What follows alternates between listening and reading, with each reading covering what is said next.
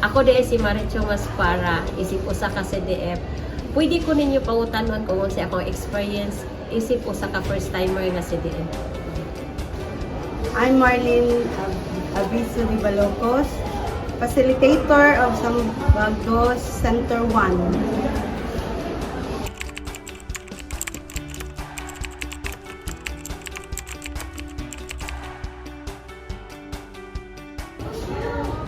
Hinalan ka na kay taas na pasyensya sa mga bata. Unya, ako silang gitudluan ug maayong pamatasan sama sa pag-bless. Una sila mo sulod. Una sila mo sulod, mo istorya sila og good morning silang teacher. Unya, mo istorya sa silang thank you. Kung naay mga muhatag nila og pagkaon. Ug kung makasala sila, mo istorya sila og sorry sa ilang nasadaan nga bata. Mauna dako na ko nga pasalamat nga masulti nako sa mga bata bisan sa lingkod sa ilang paghunahuna musulod gihapon nila nga akong gitudlo nila. So proud na ko ako mga bata nga akong gitudloan karon.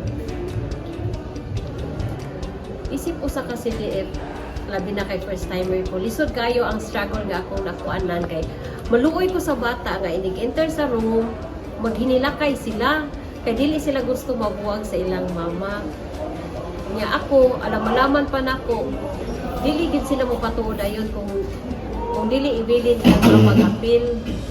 So karon sa first ug second month, mo ni ako struggle. Pagka next month, okay na kayo kay mosugot naman sila nga magpabilin.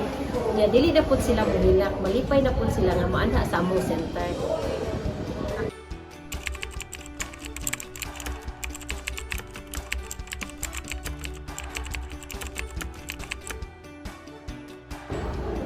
Tungod kay ang tanan akong gitudlo nila, gi-apply nila, bisan naa sila sulod sa ilang panimalay, makakita gani sila nako, bless sila, ingon sila nako, good morning teacher, or good afternoon teacher, nga mangutana sila, asa day ka teacher, anak mo ana sila nako.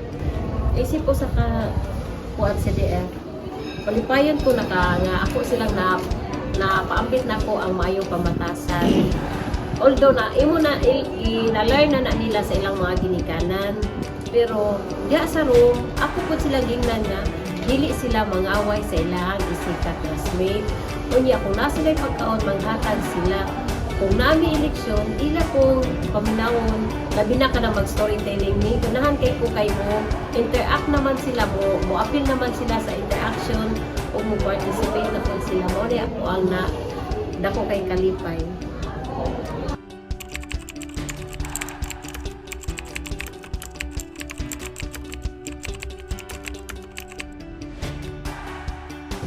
Ako kayo og kausaban kay mga bata first day sa ilang school manghilak na sila, lumba na sila paghilak.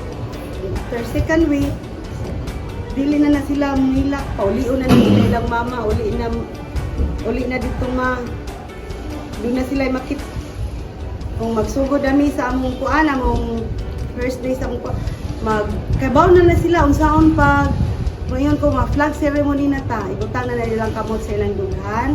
Pag ngayon kung mag-pray, ilang kamot, pray position na sila. Unya, inikahuman, mag-circle time, kabaw na sila mag-circle, sa kuan na circle time. Nga ikaw, mukanta, nga ikahuman, ika-lunch, kabaw na sila unsa ang sunod nila kabuhaton. Magbukad na sila banig kay mga tulog na sila. Dako jud kayo siya kaayuhan o kausaban kay tungod sa pagkuan gani sa among mga kanang pagkuan gani sa pagkaon. Nahimo mo active na kay sila kay sa una pagbutang ko nila dira sa among program, luya ang mga bata. Nga dayon ikuan sa mama dili gid sila ingon gani nga kanang makig-interact gani sa isika classmate. Magpadapin lang sila, ingon na karon dili na friendly na sila, ya active makigduwa na pud sila. Yes, salamat.